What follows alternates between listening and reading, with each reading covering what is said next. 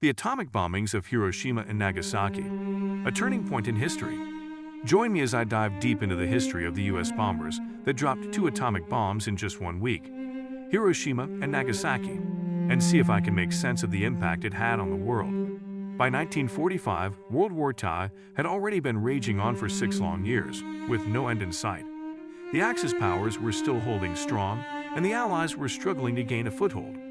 It was in this context that the United States made the fateful decision to drop two atomic bombs on Japanese cities, Hiroshima and Nagasaki, in a span of just 1 week.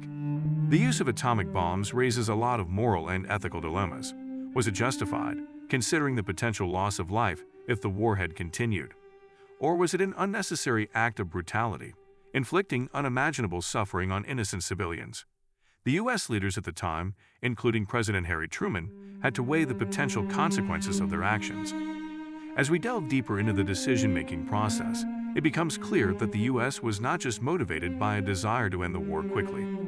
There were also strategic considerations at play. The Soviet Union was rapidly advancing on the Eastern Front, and the U.S. wanted to demonstrate its military prowess before the USSR could gain a foothold in East Asia. The atomic bombings were, in part, a message to the Soviet Union that the U.S. was a force to be reckoned with. However, it's also important to recognize the role of racism and xenophobia in the decision to drop the bombs.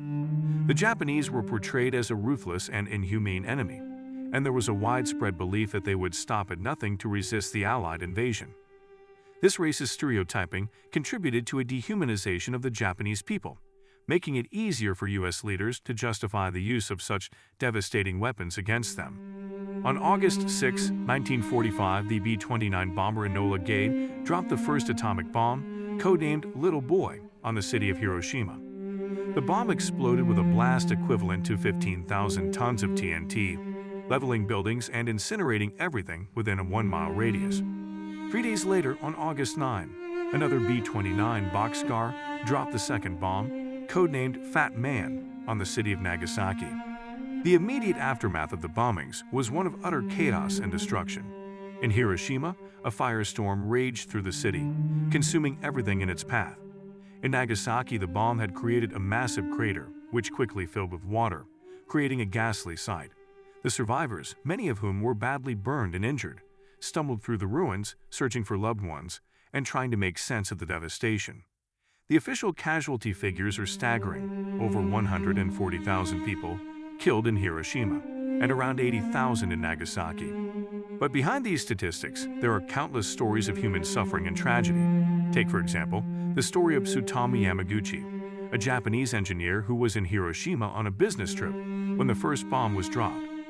Yamaguchi survived the initial blast, but was badly burned and spent several days in the hospital. He eventually made his way back to his hometown of Nagasaki, only to find that his city had been bombed as well. Yamaguchi's story is just one of many, but it gives us a glimpse into the unspeakable horrors that the survivors of the bombings had to endure. The bombings of Hiroshima and Nagasaki had far-reaching consequences for Japan and the world. The country was occupied by the Allied powers, and a new constitution was drafted, enshrining democratic principles and vowing to renounce war forever.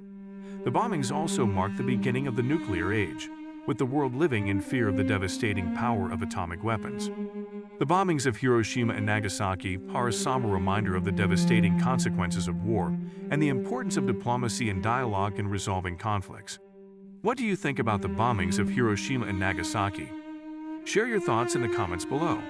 And if you want to learn more about the Cold War and how it shaped the world we live in today, be sure to check out our next video.